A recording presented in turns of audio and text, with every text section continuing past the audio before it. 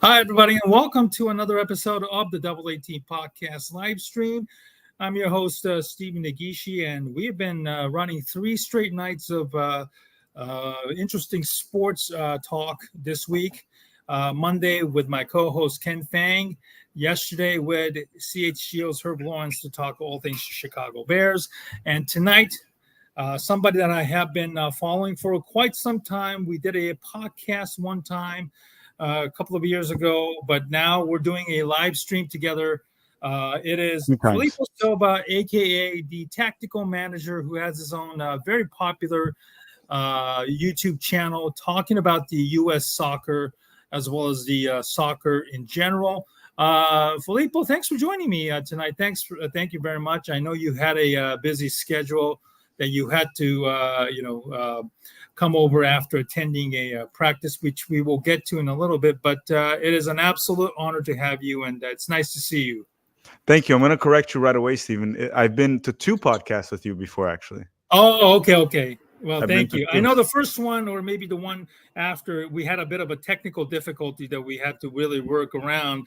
That was like our early stages of our podcast. But thanks to the live stream, we really don't have to worry about the editing part. But thank you once again. I know it's 9:04, almost 10 o'clock at your time in Florida. So I know you've been pretty busy with your YouTube channel and also other adventures as well. So let's get right to it, shall we? We've been I've been following you along with your partner in crime, Pete, who also has his own channel called the 11 Yanks, which is just as popular. You guys obviously go to each other's channel whenever you do the live stream of a big U.S. National team match, as well as the game involving huge U.S. men's national team players most of the time. But tell us about, for those who are not familiar with you, where you're from, how you got your start to where you are as of today right now. Oh, that would be a very long story. So I'm going to oversimplify it. It'll still be long. No problem. But it'll be oversimplified. I guess if I go through I'm not going to go through my whole life, but lived in the U.S. as a very young child, kindergarten, and before that, then my parents are Brazilian, so we went back to Brazil in the early 2000s, and then close to 2010, or around 2010 actually, in the 2010 World Cup, roughly, we moved back to the United States and been here since. So my childhood was back and forth, Brazil and U.S., and then teenage years were all United States, adult life all United States by now too. But how do I got where I'm now? I guess I mainly, we talked about this before. I graduated as a mechanical engineer, right? You're an engineer yourself too, right? Well, I'm a engineer by name because I didn't go to, got my degree in But you IT. work with Or, engineering. You're an yeah, engineer. well, You're an technically, engineer. but Yeah. you at least you studied this, so there's a lot more credibility in that regard. But Yeah. It doesn't matter. It matters what you do when you work. But what happened was, I don't know. After I graduated with engineering, I was doing my master's. I was getting involved with other things and heavily involved with soccer in Central Florida. There's a very big Brazilian community in Orlando, by the way. The largest Brazilian community in the United States is in Orlando right now, I believe. So, and I was always involved with soccer. A lot of former players moved here too that are friend of mine that we play soccer together and worked. And I guess the way I got involved with soccer was a few years back. I started an after-school soccer program with two friends of mine here that grew quite a bit in Central Florida. We work with almost 20 schools now, which I find that a lot. And then eventually I also got hired to work on the first Orlando City soccer school as the head coach when it opened here in Florida, in Orlando to be more specific. After that, the pandemic hit, and then we all know how that went. We all got stuck at home, and I'm not really the type to stay at home. You were talking about I'm all over the place, which is why it's even hard for us sometimes to schedule anything. I like being out working, and if I'm home, I'm working on the computer. There's a lot of things that happen. I believe that if you want to grow in your industry, you have to put yourself out there. You have to be networking and meeting people, and that's how you meet good people, bad people, but that's how it works. and I got hired for that, and then the pandemic hit, and I just had to do something.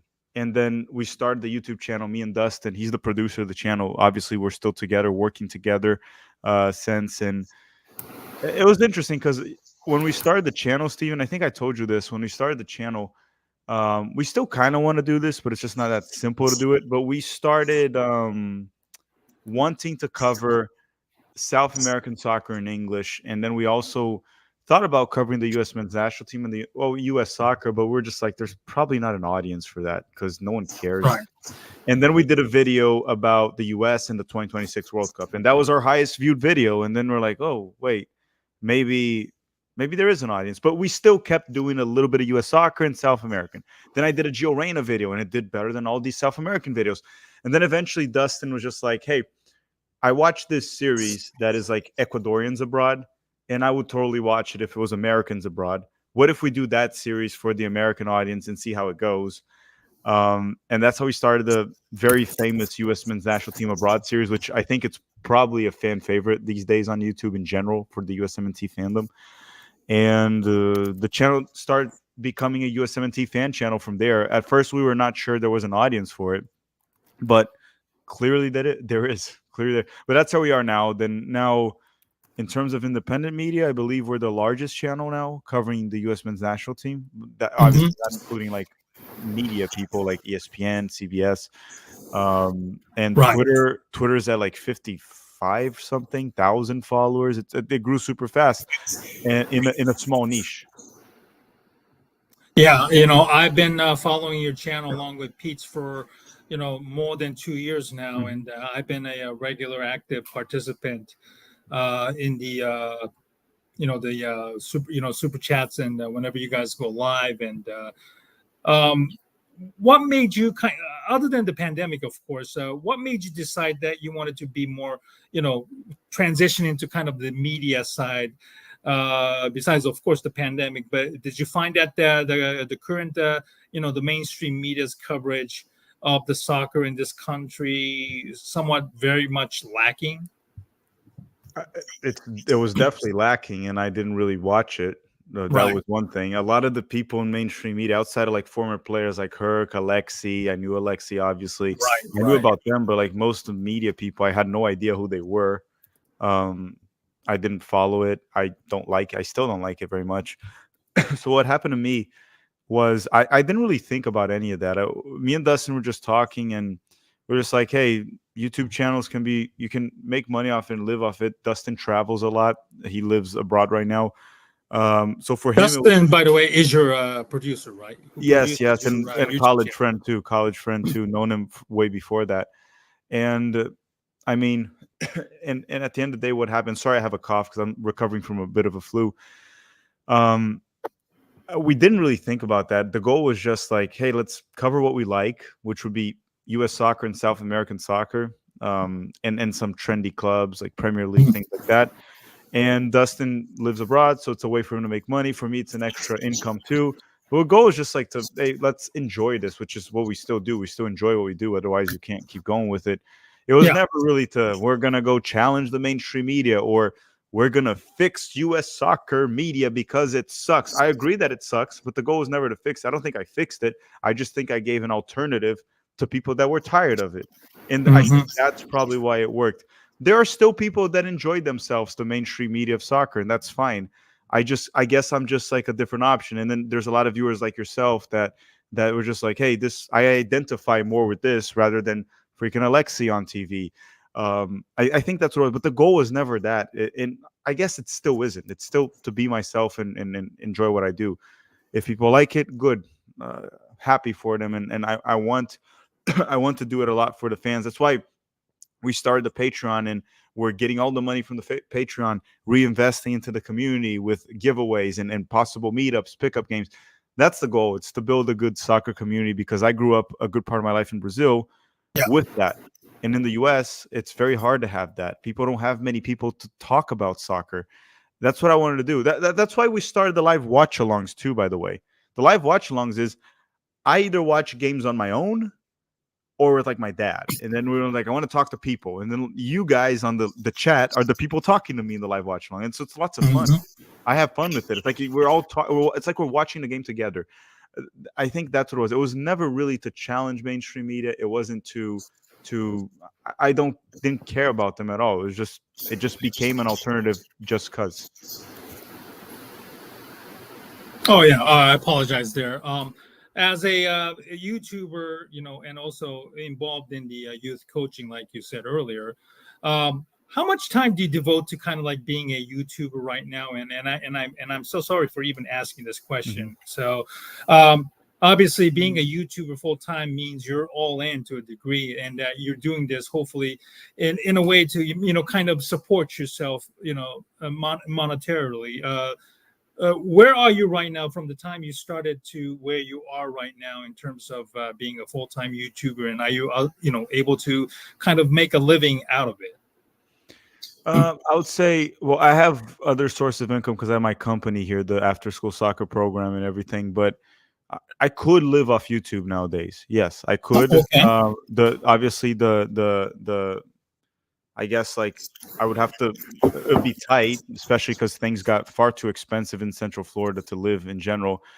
But in general, what I would say is probably still rely on my company. My company would be the one that pays the bills, mainly because YouTube's a bit unstable unless you Yeah. have hundreds of thousands of views, where then you're just making so much money that even if a month is horrible, you're fine. So I'd say you could. It's just very tight to live off YouTube. Because there are months like the Copa America month that we get so many views, things are so big during it that wow, I can easily live off this month.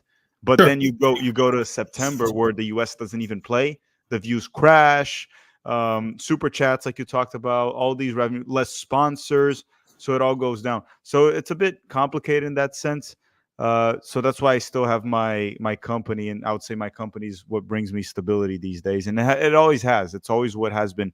YouTube came in as extra, and it's good. It's always good to have extra, but no, I don't think for my own mental sanity, I don't think I would do it on its own with the current revenue of YouTube. I think I would go crazy because it's like 1 month super good, then it's too unstable. And I know businesses are like that, Yeah. but at least the company I have of After School Soccer, I have the kids that are registered, so it's very stable. And I think people can understand that probably. Absolutely, absolutely. So let's get to the main conversation. Obviously, the current state of the U.S. soccer in general.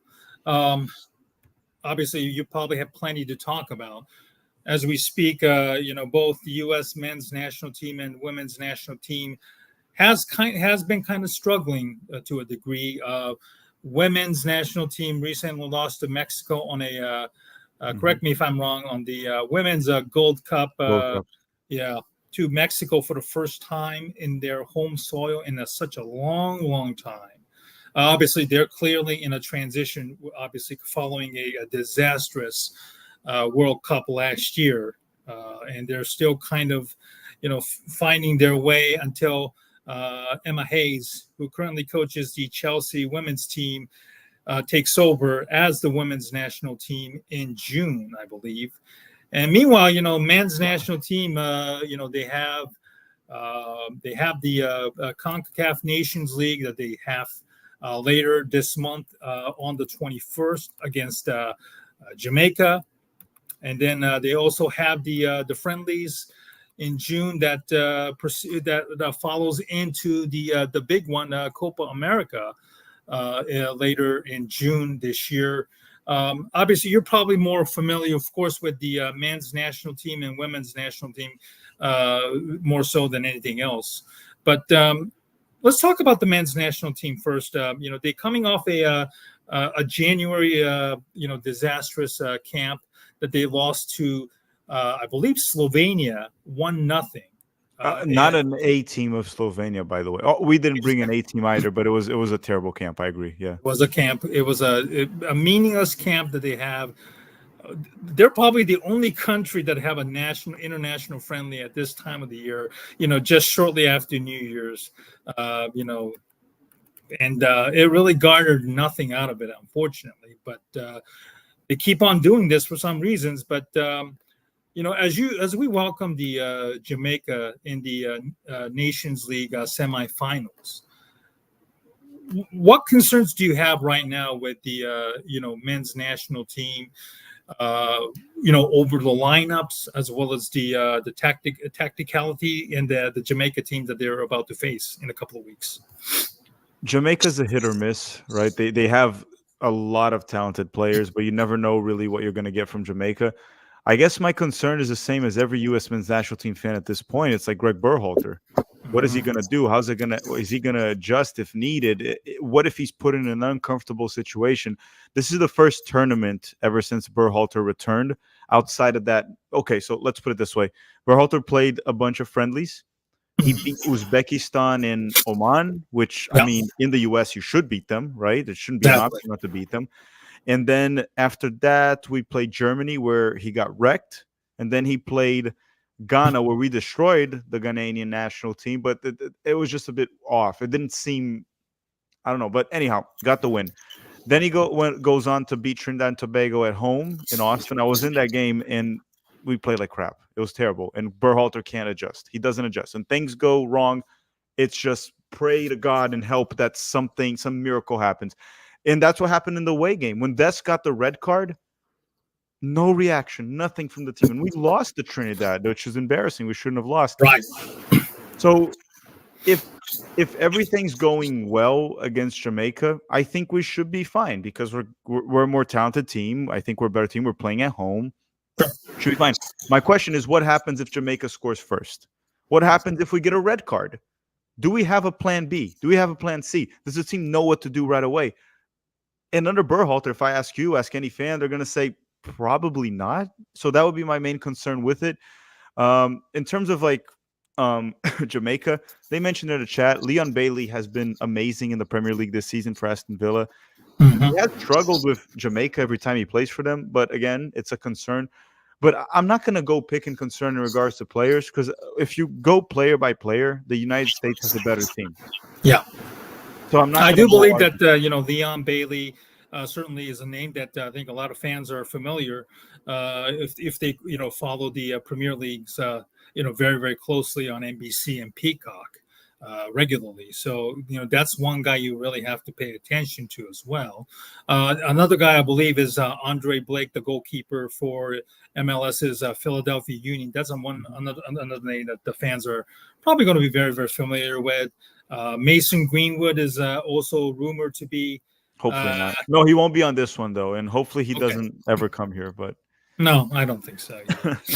Hopefully not. But I do believe that Jamaica certainly is a formidable opponent. They will likely certainly test the USA.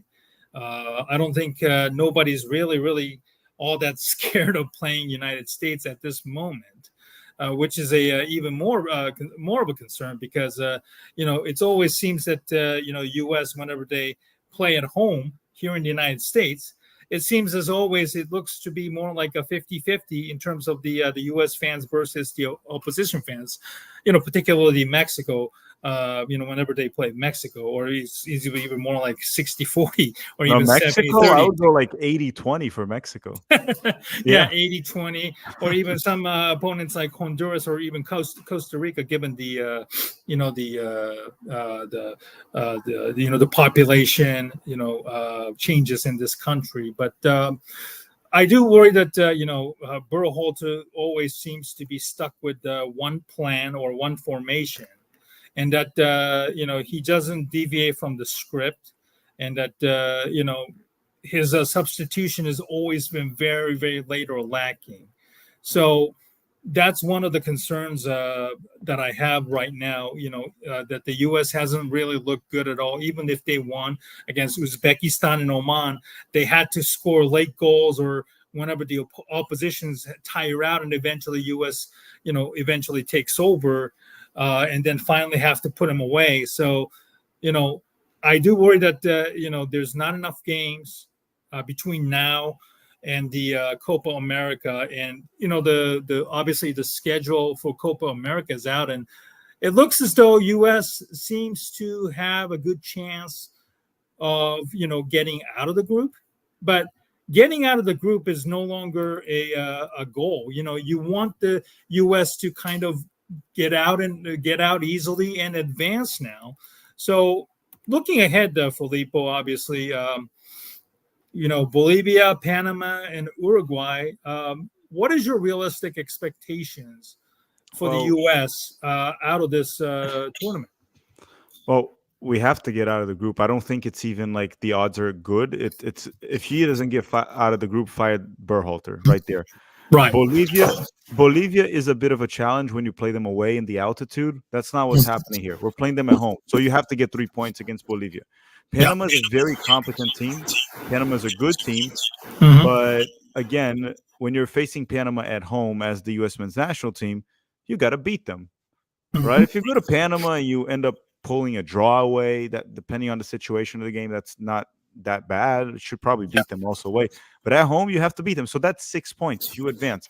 Now, when you face Uruguay's a better team than the United States right now. They have better players, and they have a much better coach, Marcelo Bielsa. The only advantage we have is we play at home.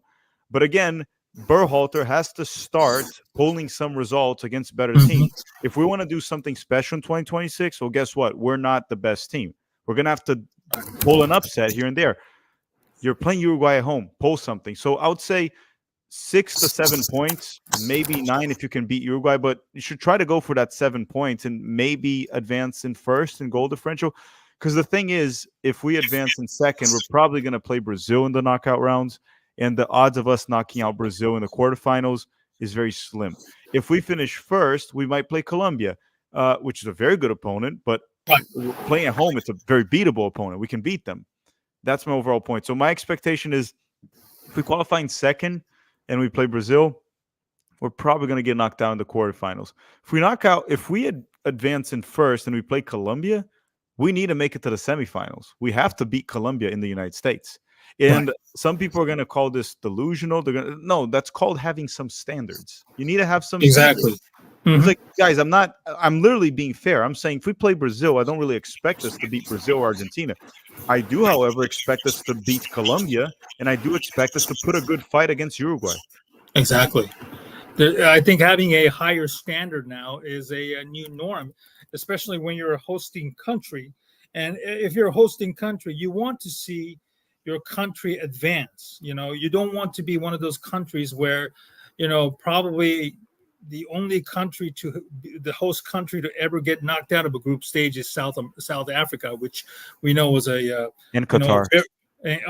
Thank you. And the Qatar in the last World Cup as well. So you don't want to be, put in that name, unfortunately. So you really, really want to have a higher standard in terms of playing good soccer and then be able to go toe to toe with the likes of Brazil, Colombia, like you said, and we haven't even mentioned the European powers like England, Germany, Spain, and France, among others, that you're likely going to face, as you go further into the competition. So, it's time for the U.S. to stop, treating Berhalter as well as the players with kid gloves, and now start demanding more accountability and demand better results now. So the biggest question, of course, is that, the U.S. Tactically are very limited and inept under Greg Berhalter ever since he took over. And I believe the U.S. plays a 4-2-3-1, if I'm not mistaken, or is it 4-4-2 most of the time? He alternates like a 4-3-3 that in certain shapes it can look like a 4-2-3-1. We've seen him set up in a bit of a 4-4-2, like when we played England in the World Cup. Very similar, but it's still the same idea of positional play, which is very pragmatic. Try to go to wide spaces, get in crosses. It's like very predictable at all times. Yeah, every time I watch the U.S. men's team, it looks like they're a team without a real purpose or real cohesion.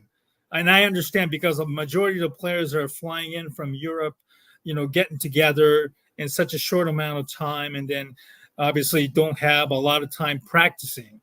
But every time I see it, it's just a lot of unimaginative offensive game where players are just basically crossing the ball aimlessly, and then obviously they're being shut out a lot of times.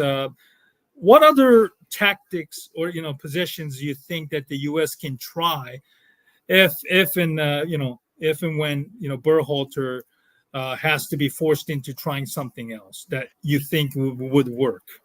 Well, I think it's a bit less about formation, right? Because Okay. there's different approaches to the same formation. Like you can play a 4-3-3 without positional play, and it'll be far more fluid. The players can roam more, right? Well, in Berhalter's system, it's positional play, so players have a specific spot where they have to be in possession, and that to me that kills fluidity. It's far more complex to implement in a national team level. Pep Guardiola is a big positional play guy, but he's with those players every day for months. Berhalter has like a week or two, so it becomes very hard to implement that. Right. I And think Pepe has better players, of course, too. that too, and he's just better than Berhalter in general himself. I think that's fair to say too. So I think one thing is I wouldn't really try to implement that positional play. I know Brazil did it a little bit. I didn't like it too much. I'll let the players play a little bit more with more freedom. Let them play more, have more chemistry. I do like the way Fernando Diniz implemented with Fluminense players with some proximity, being able to combine. I think we do have players in the offensive third that can do that. Gio, Pulisic, Balogun, players that can combine. Weah, McKennie. These are players that are playing at the best leagues in the world, best clubs. So I think it's possible. In terms of formation, I don't mind Berhalter's formation, the player selection that he's been selecting. I think for the most part, he's been picking the best players. That was something that was an issue in the previous cycle. This cycle, the lineups weren't really a problem, if I'm being totally honest. It's player more, selection. You've been rather less than critical. Yeah, credit where it's due. He's picking the best players finally, thank goodness, even though some of them pick themselves. It's more about like stop killing the fluidity of the team, let them play, no positional play, but he's not going to change that. The second thing is more of like in-game adjustments, right? Berhalter seems to not have the feel for the game. It seems like everything he tries to do is like overthought and it's never really like, okay, at the heat of the moment of the game, sometimes you have to make some decisions based on your gut feeling because everything's happening quick. You can't wait 10 minutes. You can concede 2 goals. And it seems like everything he's like very methodical. Like, for example, I'll give the Trinidad game against the US and Trinidad. It was 2-1. He had a pre-planned sub for Gio Reyna at halftime, which was fair because of Gio's injury concerns. No issue with that.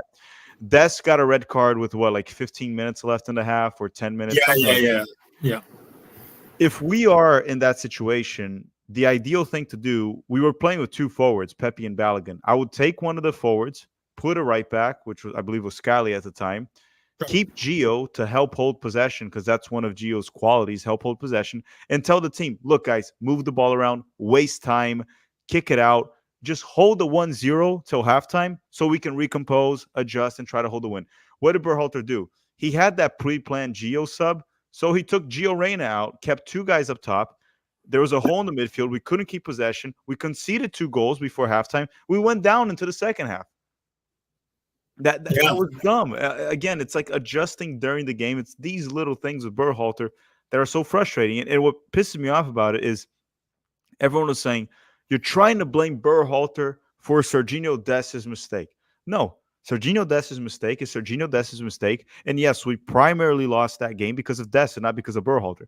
I'm just criticizing and complaining about how Berhalter reacted to that. And why did he not have a plan in case someone got a red card? Because even if Dest didn't act like a child, someone can get a red card. It can happen. So what was the plan if that happened? And you can go back to that game. My assumption is there was no freaking plan. It was just, oh, crap. We got a red card. What do I do now?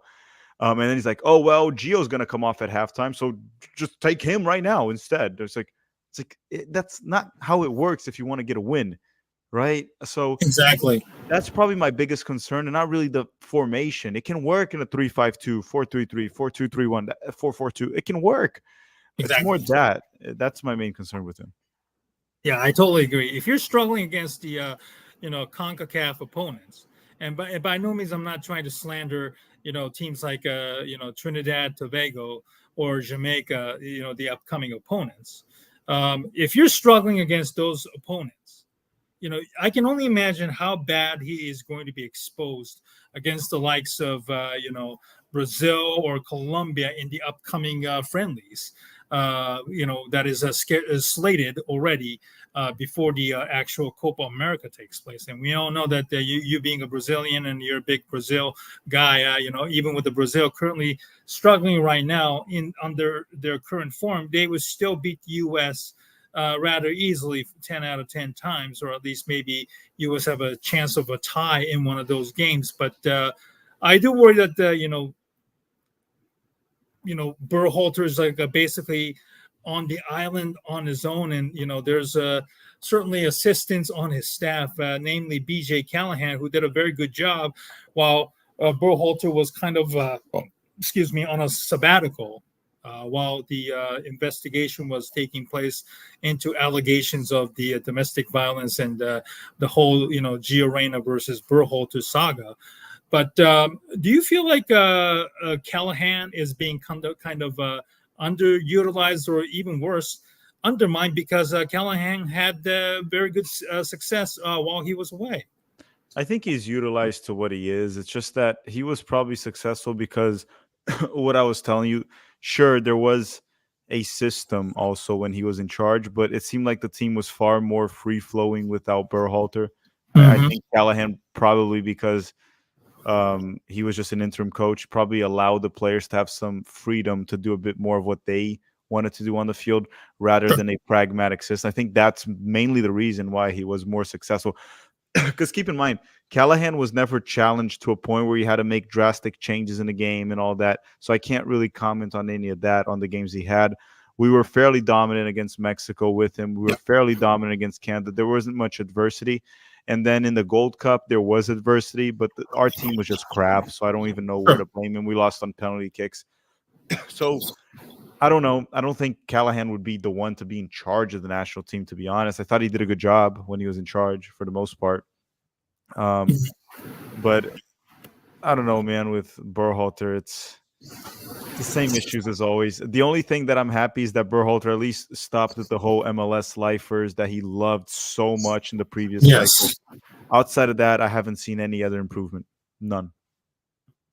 Well, I guess some of his supporters say it's baby steps, but unfortunately, Man, these are some tiny baby steps, right? it is a tiny baby step. Excuse me, but yeah, we're only 2 years away from the World Cup, so this Copa But Steven, America is going to be Berhalter has been in charge for like 4 years now. How old is this baby by now? Shouldn't it be like longer? exactly. I mean, let's be realistic here. Like I said earlier, we need results in this upcoming Copa America, but it's unfortunate that U.S. Soccer Federation, with all their troubles and problems that they've had, doesn't seem to share the same mindset that the fans are asking for, demanding results, like you see in all other countries and other leagues. When things don't go well, you demand changes, or at least see some sort of a modification. But it's unfortunate that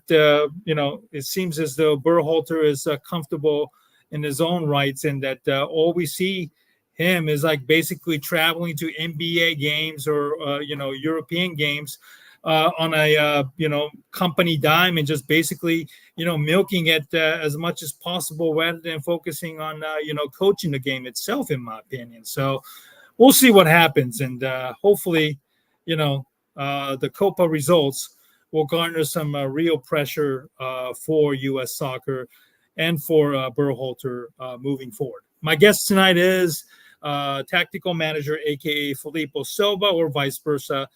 Somebody who I follow for a long time, has his own YouTube channel called Tactical Manager TV on YouTube. Go check it out and subscribe to his channel as well. So let's move into the the women's side. I don't know if you follow women's that all closely, but after a terrible World Cup last summer, certainly they have been kind of in the transition period right now with the new head coach coming in.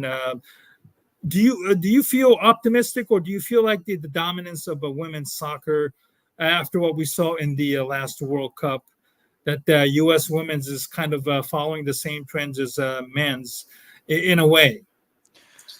I would say a little bit of both.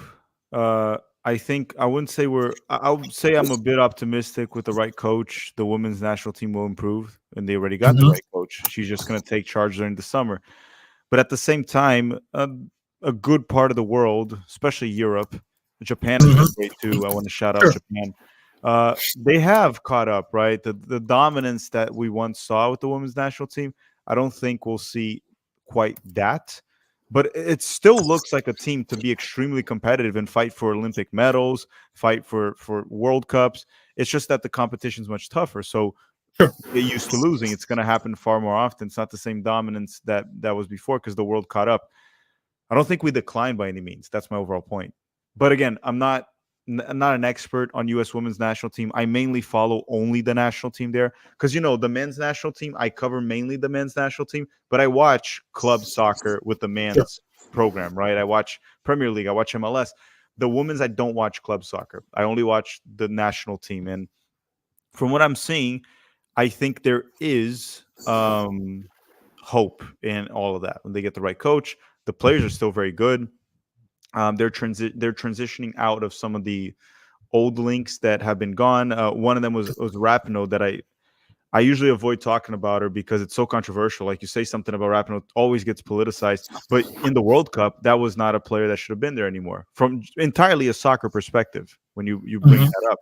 Sure. And there's more players in the women's national team and all that are slowly transitioning. Alex Morgan, at least the games I watched in the Gold Cup, she looked decent, Alex Morgan. But at the same time, many people are already asking to replace Alex. There's some good young players coming up and some good young players that are already playing for the Mhm. women's national team. I would be optimistic until the new coach takes over. Emma Hayes, right? That's her name again from I the believe Chelsea. yes. Mhm. Yeah, so we'll see about that. I do think that yes, it's the women's are not going to be more dominant. Not really because of a decline. It's just that the world improved women's soccer. It's growing in other countries, so Right. the development's getting better. There's more of them, more women playing.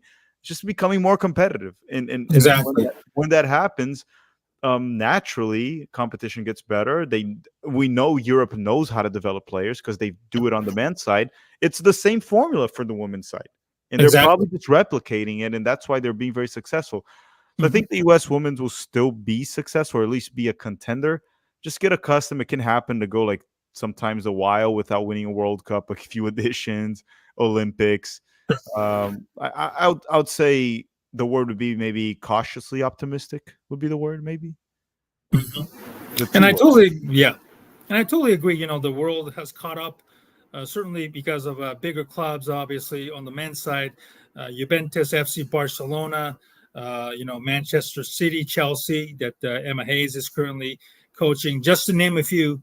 You have a men's side already owning the women's team as well, so they're starting to put more efforts into developing. Like you said, they already know how to do that on the men's side. They're applying the same to and modifying it with the women's side. And obviously you have the time and money to develop these players from at a very young age, from the academy level. So that's where I think the difference might be with the U.S. moving forward in terms of how long can they continue to be in the world stage in terms of dominance, or whether they're going to fall off to a degree in moving forward. So Mike, next question, kind of transitioning to coaching in the U.S., both pros and cons.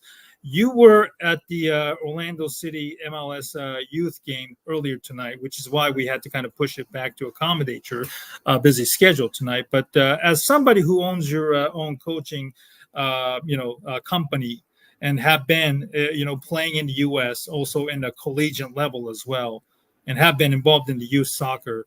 What is the pros and cons of coaching in the U.S. from your own perspective and experience?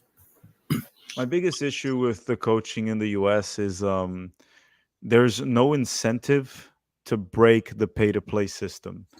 I've talked about this multiple times. I'm not against a pay to play system existing. In Brazil, there are soccer schools that you have to pay to play. Oh, But really? yeah, that's fine. But there's so many incentives for clubs to develop free academies that if you're good enough and you play enough, you're going to make it and you're going to play for free. Now, my main issue with that is I don't know how much time we would even have to go through the entire like structure of US soccer. It's pretty much built to be a pay to play system. And it Right. doesn't matter because essentially the only clubs that would have resources to make it for free are the MLS clubs. And unfortunately, they don't work with their communities to incentivize any development from other teams. I'll give you an example, and I'm going to make up numbers, okay? So don't think too much about the numbers I'm going to give you, but just the situation. I have a program that's rec. So I'm not really interested in developing players. I'm interested in keeping the kids happy, my clients happy, letting them play, and introduce young kids, because I work with elementary schools, to soccer, right? So let's say this. Let's say I get a kid that is super talented. I'm like, holy crap, this kid is so good. He has to go to a legit academy and actually develop. If I send them to Orlando City, for example, what happens to my business? I lose a client, right? Right. So how do you fix that, Steven?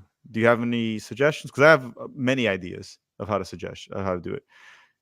You want to go through mine? On top of my head, I unfortunately I don't have the knowledge. I have an easy one for you. I have an easy one for you. Here it is. Okay. When Orlando City develops a player, Mm-hmm.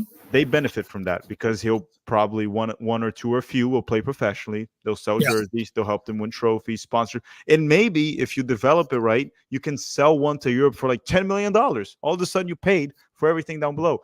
So why is Orlando City not offering incentives, for example, here in Orlando where, hey, Steven, you have a soccer school here?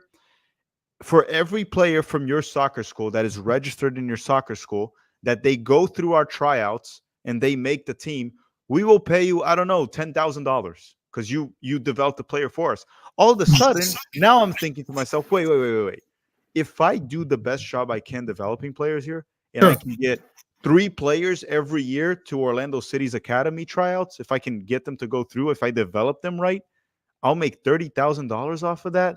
That motivates me to actually develop. I'm obviously just making up. It could be less. Like you can motivate someone by paying 5,000, 2,000, some financial motivation, because these soccer schools, they either charge the parents or they die. It's one or another, right? Exactly. Right. But there's no structure in the U.S. There's no pyramid to get promotion relegation. So someone can invest money, lose money to develop players and do that. There's none of that.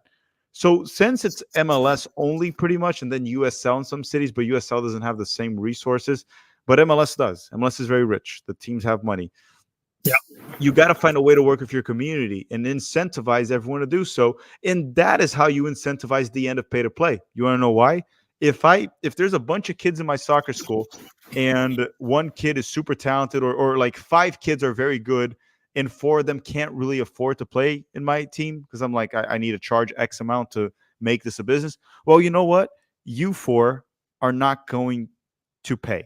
It's going to be free because I'm going to try to put you guys in the Orlando City Academy, and they're going to be subsidizing that through incentives. And the thing is, the truth is, they're not really paying you because they're going to profit from those players if they develop them correctly. So there's many ways to that's one of them. Okay. I just gave you one suggestion. I can go on to this for like 2 hours. There's so many different ways that you can go about this. You cannot even pay. There's other ways to do it. Soccer school, so many things that can be done. None of it is done, at least as far as I know. At least here in Orlando, I can affirm to you that it's not done that way. And I've talked to other cities. It's also not done that way. Maybe someone can come up and say, but in Seattle, they do this and it works. Okay, fine. So one city. Most of them don't. When I said Seattle, I don't know. Maybe they don't do it there either. I don't know. Yeah, I'm posting an article from the UK's The Guardian. A very scathing title. It's only working for the white kids. America's soccer diversity problem. Football is the world's greatest demographic game, but in the U.S., success is often determined by the wealth of a player's parents. Now, in all honesty, basically, it's not just limited to soccer or sports in general. We can basically say the same thing about the kind of school that you can get into, et cetera, unfortunately. But, this was, again, from more than 7 years ago. And unfortunately, it seems to be that, based on what you have said, nothing has really changed in terms of play to pay. It only cater to white families or white suburban families specifically, unfortunately. And do you feel that this title seems justified, or do you feel like it's somewhat changing, but it's not enough? You haven't seen enough changes, in your opinion? No, I think the title's wrong. I think it's No, more. I'll give you. It was Yeah, back from 2016, so I'll just give. yeah. I think it's more of it's not really a racial issue in that sense. It's more of like they cater to people with money. And then yes, there's more wealthy families when it comes to white families in the United States. So at the end of Yes. the day, it does that. But I don't think it's because they're white. My overall point is these businesses, they want money. Whether you're white, black, Asian, if you pay, come on, you're more than welcome. As long as you play, they want the money. And that's what I think it's catered to. Like I went to an Orlando City Academy game right now, and most of the kids were Hispanic in the Mm-hmm. academy. I would say probably out of the 11 starters at the game, then they got subs, and I stopped watching a bit the game. They were playing a friendly. There was the U15s against Jacksonville, and I would say probably 8 out of the 11 starters were Hispanic. One was black, and then I think the other two are white. So, like, and it's not about race. Right. I think it's really just something about wealth. If you want to become a player, and these MLS academies don't really start till U13. So until you get to the U13, you have to spend a lot of money to develop that kid. You have to put him in a bunch of different soccer schools. You have to travel all over the country because of these stupid travel teams because they don't do it locally. So you need to have a lot of money to get that started. And then what happens is that sure maybe that is some maybe there's more white players. I don't know. Like in the academies, it doesn't look that way to me. Mm-hmm. And even in the U.S. men's national team, I think it's a fairly diverse national team nowadays. The U.S. men's national team, but it's just about money. That's the main issue, and MLS can do something about it. They can improve that if the academies do the right job, where you're going to give access to the sport to people that don't have the money or the resources to do it. It's not going to come from the pay-to-play clubs. The pay-to-play clubs are not the greedy ones. They either charge or they die. That's all it is. Exactly. They Right. don't have a path to become a professional team, to develop those players, become a professional team, and profit out of those players. MLS teams, USL teams do. So that is my overall point. If those leagues and those teams are not willing to work with the community, Right. it's never going to end. That is the truth. Mm-hmm. Well, there's another article that I'm actually sharing from a gentleman by the name of Chris Kessel, who I'm sure you're familiar with. I know Somebody him. who Yeah, is he's great. very outspoken about the U.S. soccer.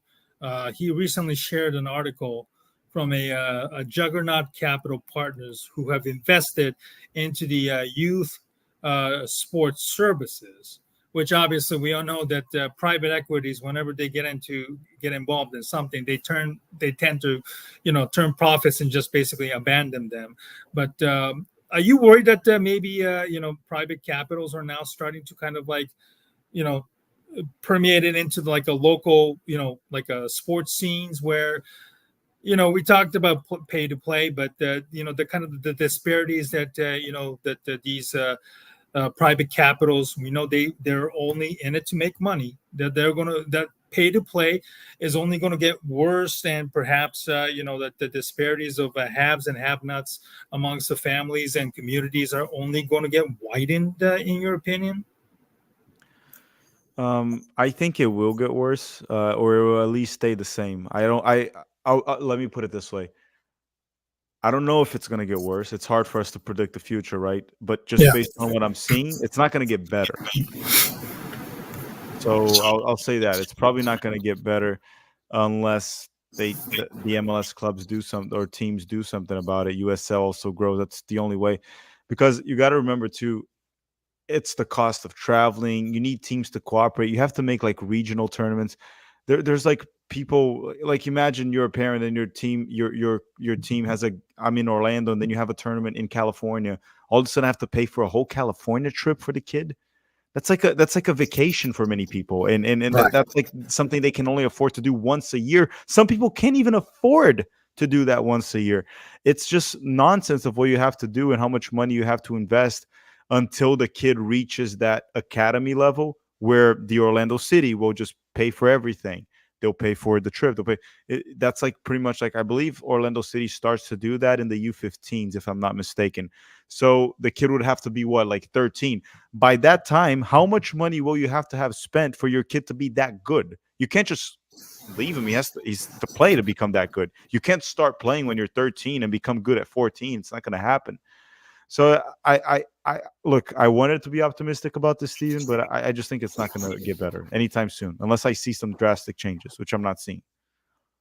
Yeah, I totally agree. I don't want to be a Debbie Downer, but the way that our country currently is functioning, both economically and politically, I do believe that the disparities are unfortunately going to get worse, and only those that who have it and have nots are only going to get widened. And unfortunately, because the USSF's lack of involvement, or at least they don't seem to really care much about diversifying the game itself, in terms of targeting specific demographics, making the game more affordable, or at least making the game more accessible. I do believe that the USSF is at fault here as a governing body. The way that they have, of course, which is not surprising considering how misogynistic and if racist that the whole federation has been for a long time. So obviously, they're going to have to really get their act together. But I totally agree with the way the world is moving right now. It doesn't seem so optimistic that people that have it are the only ones who are going to benefit from it, and those who not necessarily those who have it aren't going to be bad players. But we're ignoring the discovering of talented players from inner cities, or maybe outside of the normal economic realm, that that the U.S. is not even trying hard to find and develop those players. So we'll see. Definitely, hopefully the the voices that we hear from you and people like Chris Kessels of the world are going to make a huge difference moving forward. My guest tonight is Fillipo Silva, aka Tactical Manager, with his popular channel, Tactical Manager TV on YouTube. Stephen Negishi with you for tonight, and we'll have a couple more segments before we go tonight. So let's get to the MLS, which just started a couple of weeks ago. And League has got a lot of problems right now with the USOC participation and their dispute with the the referees. They are nowhere near the contract. They're negotiating, but they're nowhere near the contract right now. I'm going to play a clip from Herc Gomez's page on Twitter about MLS's obligation when it comes to soccer here in the U.S. Take a listen. Lamar Hunt U.S. Open Cup, one of the original owners of Major League Soccer. Without him, MLS probably wouldn't be where it is today. Does MLS have a certain amount of responsibility when it comes to American soccer? Yeah, I believe we do. And I believe part of that is at times leading.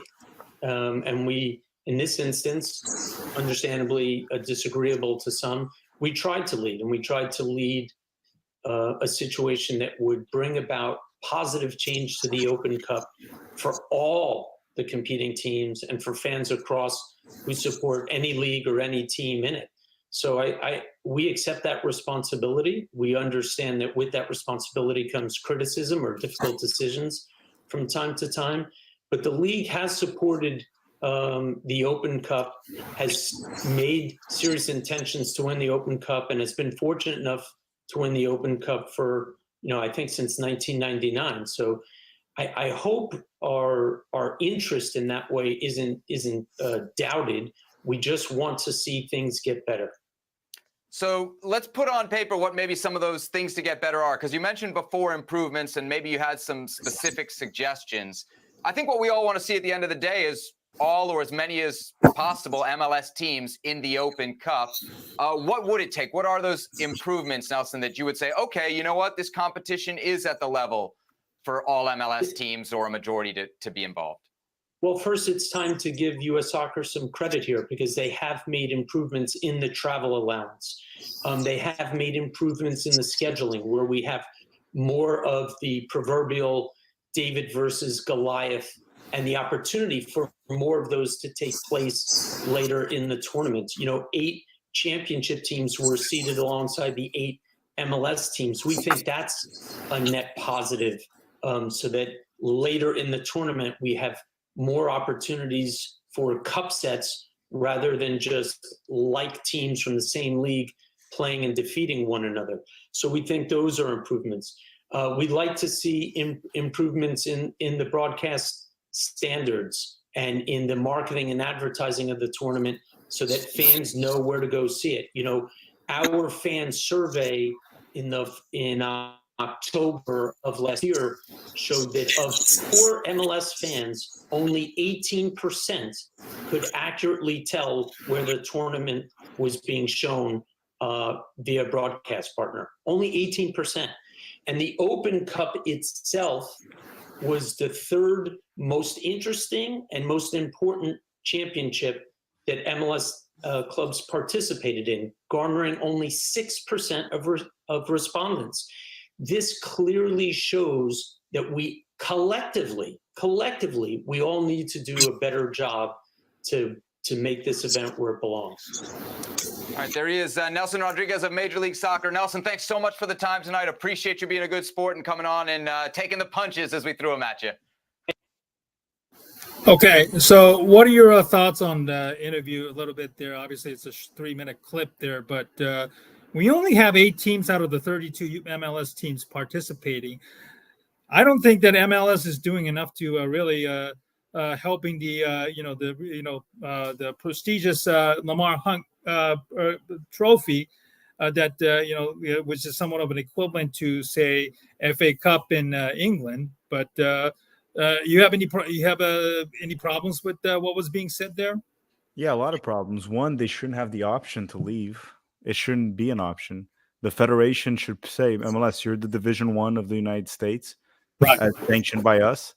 And part of being Division I is to play the cup. Now, you want it to improve. MLS can also do a better job on marketing the cup, right? They have a better outreach. We can work together. Let's sit down. But no, you have to play. You have to play. That's how it works here. There's no conversation of can I not play. Oh, you want to put substitution? Fine, that's your decision. If you want to put substitutions, subs to play, reserves, not MLS Next Pro teams. I said bench players in your official roster. I think it's a disgrace of what they're doing. That guy's a load of crap. I don't know who that guy is that Herc brought. I think it's Nelson Rodriguez, executive vice president with the MLS. Yeah, I thought the vice he doesn't have a lot of good reputations dating back to, I believe, working with Chicago Fire, and we know how dumpster of a fire the Chicago Fire has been. So take it for what you will there. Yeah, again, he's just a load of crap pretending that they did something. They could have marketed the Open Cup better. They should have stayed. They should never consider that. Garber, for example, is so full of shit. And sorry for my language here. No. That's nothing. I call him Doug Garbage. Yeah, he complained about the fields of the Open Cup, and then you go to England and you see Manchester United playing against a 5th division team where the field's not great. No one complains. Exactly. And these are players that are far superior than the MLS players. These are teams that are far richer, and they're doing it. It's just part of the game. If you want to grow the game, you have to play these tournaments where you can help fund these smaller teams. And that's how you're going to reach other communities, and they'll reinvest it or at least keep them afloat. So someone that lives in a state that doesn't have an MLS team can watch a game, has a professional team. I think it's ridiculous. It's selfish. MLS is a business. The ones that are making the mistake is not MLS. It's the federation, because MLS is a business and they're going to do what's best for them. The federation is the governing body, right? It's kind of like, best way to put it, you have these big corporations in America. They're going to always do what's better for them to make more money. it's up to the government to kind of keep things under control. It's like Regulate. not overly regulate and control everything, but kind of like, hey, okay, you can't go that far. Okay, nope, that's regulated. Go back. Oh no, get this license because you're not doing this correctly. This is dangerous. Exactly. Regulate it. Right, that was supposed to be the role that the U.S. Soccer and Soccer Federation is supposed to play, under the fact that MLS is given a D1 status. Mm-hmm. Right, should be, yes, and of course, if U.S. Soccer Federation had any spine, they would have told the all of MLS teams, if you don't participate, you're going to lose your D1 license. But we all know that, unfortunately. U.S. Soccer Federation doesn't have a spine or any morality, unfortunately, right now. So this is what we have right now. You only have, or they're not in charge. Exactly. So it's a problem right now with the lack of leadership and foresight. And by the way, that the people that I was referring to as Don Garbage, or Garber, is Don Garber, who is the MLS commissioner, who apparently doesn't like soccer, but has been in the job for almost 2 decades. So take it for what you will there. All right, let's ask a couple more questions. Obviously, right now, MLSs can be seen on Apple TV and also on Fox Television. But the USL, starting, I think, in April, will be televised on network television, not the CBS Sports Network like you see on cable television. Obviously, we know USL exists, but I don't think that many people have seen it before compared to, say, versus MLS. Do you think this is going to be somewhat of a game changer in terms of how the soccer viewing is being seen in the U.S.? It's like all MSL versus, you're going to get to see USL? I saw one thing, too, here in Orlando. I saw some news that the Tampa Bay Rowdies are going to also be free on local TV or something. Mm-hmm. Good. I think all of those are important, but you got to understand that USL is not that much different from MLS. They're still closed. There's no promotion relegation within. It's not an open pyramid. So until they do something different, otherwise they're just a worse version of MLS. If it's a worse version, just go watch MLS. So until they do something that is actually different, I don't see how it's going to be. Yeah, they're going to get a larger reach, I guess, but why are people going to care, right? That's the question you have to ask. Unless they start to do something different from MLS, which they're not really. Pro relegation, which has long been discussed, I think, within the USL. They have to do something different if they want to compete with MLS. If they do the same thing, which right now they don't have promotion relegation, it doesn't really matter. Well, I hope that the USL will eventually try to differentiate themselves versus the MLS, because obviously seeing some, with all the respect, even more substandard soccer competition on any television would not do justice for the U.S. soccer fans. All right, let's kind of wrap it up with the questions about the U.S. players abroad and any players who are expected to go to Europe in the next summer. Who is your MVP right now for any players playing abroad? Is it Christian Pulisic by a landslide? That's an interesting question, because we always tend to give it to attackers, right? Guys that score goals and assists. So in that sense, Pulisic was probably the best one. A bit inconsistent at that. There were some games that he wasn't too good, but Pulisic overall has been a very good season. Very, very good first season in Milan. I'd say when it comes to that, McKennie's not having a season that's worse than Pulisic. It's just that he doesn't score as many goals or get assists. Exactly. Anthony Robinson from Fulham has been fantastic too, but he's a left back, so he also doesn't get many stats. I'd say those three are the big three. And then if Johnny Cardoso was at Real Betis from the start of the season, playing the way he's playing, I would include him, but it's been so short, I don't think it's fair to include him there. So probably I'll just say it's a mix of Pulisic, McKennie, and A-Rob, in my opinion. And then obviously give shout-out to a few players. Like Dest has been really good, but he is playing in a lesser league. Right. So I'm going to keep it on that. I would say there's 3 MVPs right now. It's A-Rob, McKennie, and Pulisic. With, if you prioritize forwards and goals, a slight advantage to Pulisic. Mm-hmm. You mentioned Johnny Cardozo, who went to Real Betis and having a very good start to his career in La Liga. Um, Obviously, Tyler Adams recently just came back from a long extended injury and probably still not ready to play a full 90 minutes just yet. But based on, the current, obviously current situation for both players, would you start Cardozo or Johnny, depending on how you want to say it, over Tyler, just to see how much of a change he can make? I have a video coming out tomorrow, and I'll just spoil it right away. Yeah, the answer is yeah. I think Johnny's a better player than Tyler. I think Oh, really? Yeah, I think he protects the back line just as well as Tyler. Okay. I think he's a bit of a better player overall with better development. The only thing I think there's only two things with the U.S. men's national team that I put Tyler fairly ahead of Johnny: leadership, because Tyler is a true leader of that team, Right, he and was a Johnny. captain also. Yes, he's a leader of that team that I don't think Johnny will ever be, simply because Tyler has been with these players for so long. Right. Tyler is also like Johnny grew up in Brazil. Tyler is American, like just speak the same language. You know what I mean? Right. And the other one is defending in isolation. I think in one-on-ones, Tyler is a bit more agile, more aggressive. Those situations, Tyler's a better defender. Outside of that, I think Johnny has a better reading of the game with interceptions, better on the ball, goal scoring threat in the air. Johnny's actually very tall. Tyler's not very tall. Long shots, we saw Johnny score. He's good at long shots, better at picking passes. Doesn't miss time tackles as much as Tyler because he doesn't go for tackles. He contains more and positions himself in better situations. Puts himself in better situations. So I think besides leadership and isolation defending, I think Johnny's a better player in everything else. So I know we mentioned about the MMA midfielder, McKinney, Musa, who plays at Milan with Pulisic, and of course, as in Tyler Adams, we were just discussing earlier.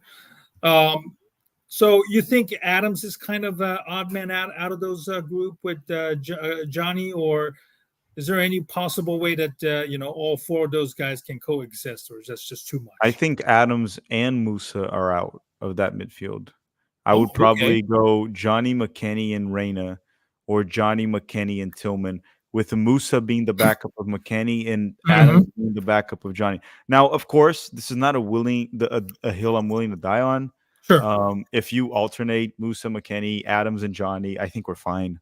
These are all great players. It's a great problem to have, and I love the depth that the U.S. Because think about it this way: if we play a three-man midfield with a destroyer that's more of a defender, a box-to-box that goes back and forth, and a playmaker, it would be the destroyer would be Tyler or Johnny. So pick whoever you want.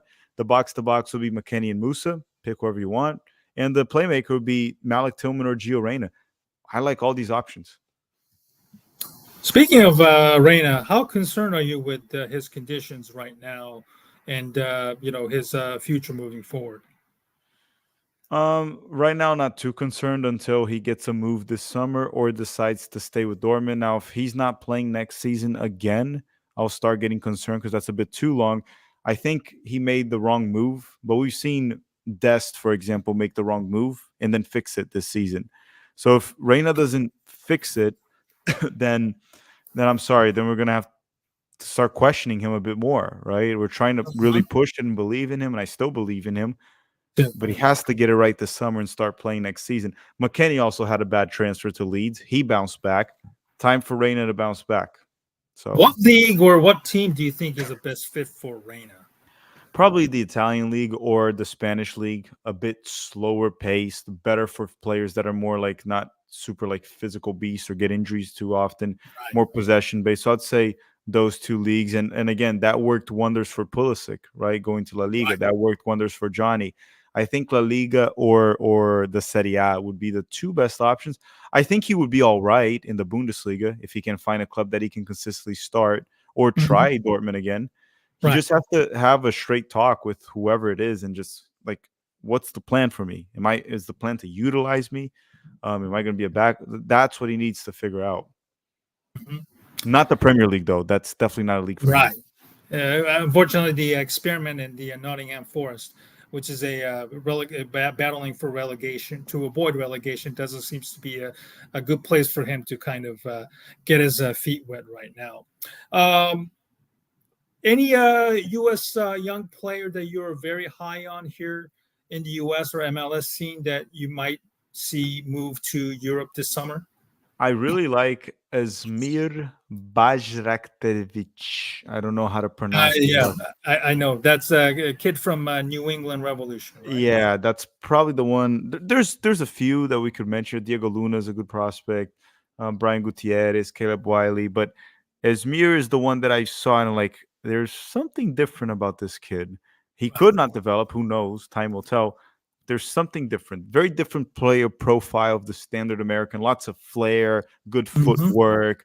Tries to take on defenders. Not one dimensional. So Asmir would be my number one to watch, and the one player that I really hope he develops. He looks very talented. I like. And going back to what you said earlier in the video, you said that Camp Cupcake, the January camp, was a waste of time, which you're right, it was. But the only good thing about it was Asmir came on to that game. He was subbed in late in the game. And when he came on, I was like, whoa, who's this kid? He was like playing well. And I was like, wait a second, I'm going to start. So I first heard of him there. I didn't know much about him before. I know some Revs fans have told me about it. I was like, I'll watch it next season. He was 17 at the time. When I watched there, I was like, okay, I'm following this kid because there's something special there. He looks very talented. Absolutely, yeah. That name should be well known in the upcoming season before he makes his eventual transfer to Europe moving forward. So, what other players do you think, like maybe not here in America, but maybe the likes of Tillman, Josh Sargent?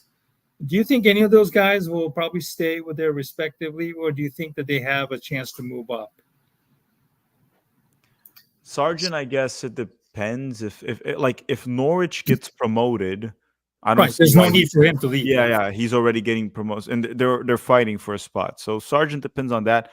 If they don't get promoted, I could see it. I don't know if he's Premier League level. We don't know because he didn't do well in the Premier League, but he is looking levels above in the Championship. So maybe he's ready now. So maybe Sargent. Tillman's an interesting one because he's on a loan, and Bayern can block and Bayern can get him back. I don't think he's Bayern level, but Bayern can get him back to sell him to a Bundesliga team for more money. So do you think he's got a future in Premier League, or that's too early for him? I don't know right now for Tillman. But I do think he has a good future in the Bundesliga. So I think Tillman will. I think he will get a move. I think Tillman will leave PSV probably and go to the Bundesliga. Bayern will probably find a team there, maybe sell or loan to the Bundesliga. Sargent, I already told you. If there's any other player that can get a move, Dest, maybe. He's playing very well for PSV. He's on a loan, so Barcelona might try to sell him somewhere. Right. Or Barcelona will try to keep him because Xavi is gone, going to leave during the summer. Outside of that, that's pretty much it, right? You said what? Move up. Yeah, move up, yeah. I don't think McKennie will move up. He plays for Juventus already. Gio Reyna, Dortmund. I think Gio Reyna will have to move down. Maybe Anthony Robinson, even though I want him to stay with Fulham. Right. Maybe he can go to a team that's maybe a top 8 team in the Premier League, like a top 8. Go to like a West Ham, Aston Villa. Is West Ham doing well this season? I know West Ham is probably 7th or 8th right now. Yeah. So that's what I meant. Like a team a little bit better than Fulham. I wouldn't go to a Champions League team, even though Liverpool's Villa, like completely out of the question. Then. Yeah, no. And I think Aston Villa is actually a champion. Well, they're qualifying to the Champions League right now. They're 4th right now. Yes, right. Yeah. Okay. Well, Fillipo, listen, it's been a pleasure doing a live stream with you, and I really also appreciate you linking your channel with a lot of great questions from your regular, visitors. Thank you so much for your time tonight as well.